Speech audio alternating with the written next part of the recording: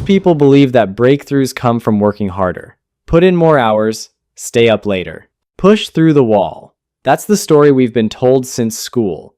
The harder you work, the smarter you get. The more effort you put in, the closer you get to something great. But here's the problem. That's not how most great discoveries actually happened. In fact, some of the biggest breakthroughs in human history happened when the person was doing the opposite of working hard. They were resting, walking, sleeping, playing music, staring out a window, and somehow the answer appeared, not because they got lucky, but because they understood something about the brain that most people still don't. In 1665, the bubonic plague shut down Cambridge University. Isaac Newton was 23 years old. A student with no reputation, no lab, no funding. He went home to his mother's farmhouse in the countryside. No professors to impress, no deadlines to meet. No structure at all, just silence and time. In the next 18 months, Newton developed calculus. He built the foundation for his theory of gravity. He made breakthroughs in optics that would reshape how humans understand light. Not at Cambridge, not in a lab surrounded by the brightest minds in England, at a farmhouse, during a plague. While the world was standing still, that period is now called Newton's Year of Wonders, and it didn't come from grinding harder. It came from being forced to stop. Charles Darwin spent 5 years sailing around the world on the HMS Beagle. He collected thousands of specimens. He filled notebooks with observations about finches, fossils, coral reefs, and beetles. When he returned to England in 1836, he had more raw material than almost any scientist alive. But he didn't rush to publish. He waited. Not weeks, not months, 20 years.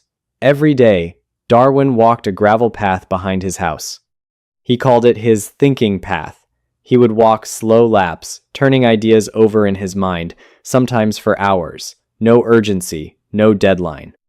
Just a man walking in circles, letting his brain do something that rushing never allows.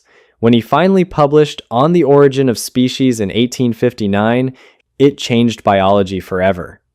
Not because Darwin worked harder than everyone else, because he gave his ideas something almost nobody gives theirs: time to breathe. Henri Poincaré was one of the greatest mathematicians who ever lived, and he left behind something most mathematicians never talk about: a detailed description of how his best ideas actually arrived. Poincaré had been struggling for weeks with a problem in a branch of mathematics called fusion functions. He worked at his desk for hours every day. He tried every approach he could think of. Nothing worked, so he stopped. He left town for a geological field trip, not a research trip. A vacation. He wasn't thinking about math at all. And then, stepping onto a bus in the small town of Coutances, the answer hit him. The entire solution appeared in his mind, fully formed, in a single moment. He didn't sit down and work it out. He didn't grind through another attempt. His brain solved it while he was looking at scenery and climbing onto public transportation. Poincaré later wrote that the experience taught him something important. Conscious effort loads the problem, but the real work happens underneath, when you're not paying attention. Albert Einstein described something similar. He called it combinatory play. Einstein didn't have a productivity system. He didn't wake up at 4 a.m. and optimize his morning routine. He played violin. He went sailing on calm lakes with no destination. He took long naps in the middle of the day. He lay on the floor and daydreamed. And he said, again and again, that his best ideas never came at his desk. They came during play, during rest. During the moments that most people would call wasted time. The theory of special relativity didn't emerge from a lab. It emerged from a daydream about riding alongside a beam of light. You've probably already guessed it. Newton didn't break through because he worked harder at the farmhouse.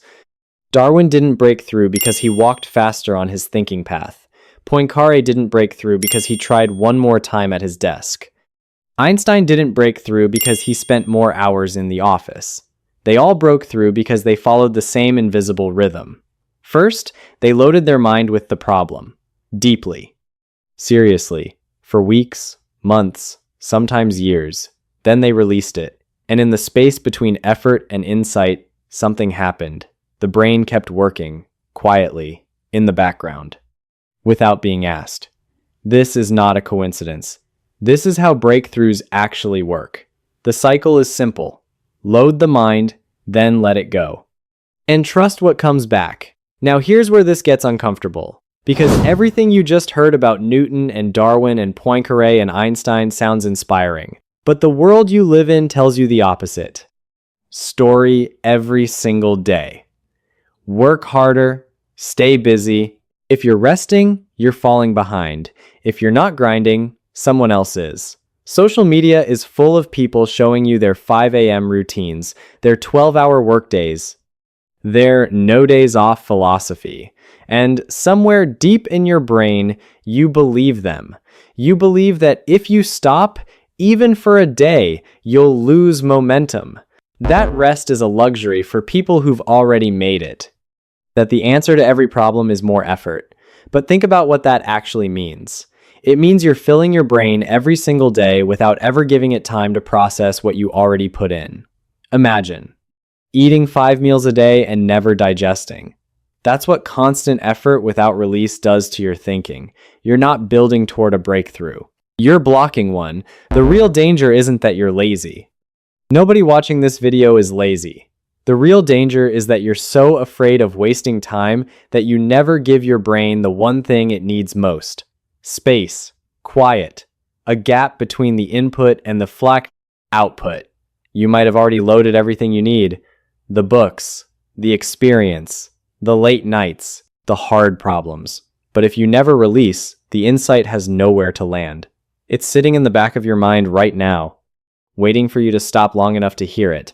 And the cruel part is this: the harder you push, the longer it hides. Not because you're not smart enough, because you're not still enough. So, if breakthroughs follow a cycle, the question becomes practical. How do you actually use it? Not as a theory.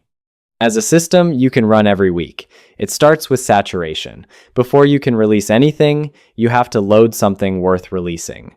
Newton didn't go to the farmhouse with an empty mind. He had spent years reading everything Cambridge had to offer: mathematics, optics, philosophy, theology. His brain was already full when the plague sent him home. The insight didn't come from nowhere. It came from a mind that had been soaked in the problem.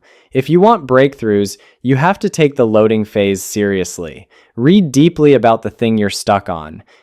Talk to people who see it differently. Write down what you think you know and find the gaps. But here's the part most people miss. Saturation has a ceiling. There's a point where more input stops helping and starts creating noise. You'll feel it. The ideas start blurring together. You read the same page 3 times. You feel frustrated but can't explain why. That feeling is not a signal to push harder. That is the signal to move to the next phase. Release. Darwin walked his gravel path. Einstein picked up his violin. Poincaré left town entirely. They didn't release by scrolling their phones or watching TV. They released by doing something that engaged their body but freed their mind. Walking works. Playing music works. Cooking, swimming, gardening, long drives with no podcast. The key is simple. Your hands stay busy. Your mind stays empty. Neuroscience now has a name for what happens during this phase: the default mode network. It's a system in your brain that activates when you stop focusing on external tasks. And it's responsible for connecting distant ideas, replaying memories, and generating the kind of creative leaps that conscious thinking cannot produce.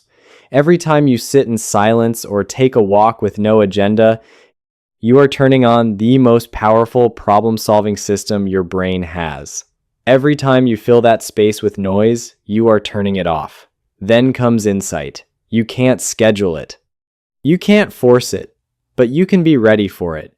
Poincaré's answer came on a bus. Newton's came while watching an apple fall. Yours might come in the shower, or on a walk, or at 2 a.m. when you can't sleep. The only rule is this: capture it immediately. A notebook by your bed, a voice memo on your phone. Anything. Because insight doesn't knock twice. It appears for a moment, and if you don't write it down, it dissolves. Naval Ravikant once said that a calm mind can solve almost anything. But a busy mind solves nothing. That's not philosophy. That's neuroscience wrapped in a sentence. And the final phase is verification. Insight alone is not enough. Newton didn't just think about gravity. He went back to Cambridge and spent years proving it with mathematics. Darwin didn't just feel that natural selection was right. He spent 2 decades building the evidence before he published. The insight is the spark. Verification is the fire. When an idea hits you, act on it fast. Test it. Write it out. Build a rough version. Share it with someone who will challenge it. Because insights fade, the excitement disappears. And if you wait too long, the idea that felt like a breakthrough at midnight will feel like nothing by Friday. Load, release, insight, verify. That's the cycle. Not a productivity hack. Not a morning routine. A rhythm that the greatest minds in history followed, whether they knew it or not. There are 2 kinds of people who will hear this. The first kind will nod and think it sounds nice. They'll tell themselves they should rest more. They'll plan to take a walk tomorrow. And then they'll open their laptop and keep grinding until midnight anyway. Because the fear of falling behind is louder than the logic of slowing down. The second kind will recognize something. They'll realize that Newton's farmhouse wasn't a vacation, it was a laboratory without walls. That Darwin's thinking path wasn't procrastination. It was the most productive part of his day. That Poincaré, stepping onto that bus, wasn't luck. It was the inevitable result of a mind that had been loaded and then released at the right time. And they'll look at their own life differently, not with guilt for resting, but with suspicion toward the grind that never produces anything new.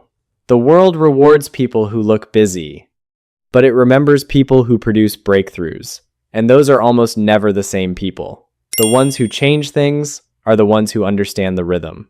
Push hard, then stop. Fill the mind, then empty it. Work with intensity, then walk away with intention. Not because rest feels good, because rest is where the real work happens. You don't need another productivity system. You don't need to wake up earlier. You don't need more discipline. You might just need to stop. Walk outside. Leave your phone behind. Let your mind wander somewhere you didn't plan. The breakthrough you've been chasing might not need more effort. It might just need you to get out of the way. Breakthroughs don't come from working harder. They come from knowing when to stop.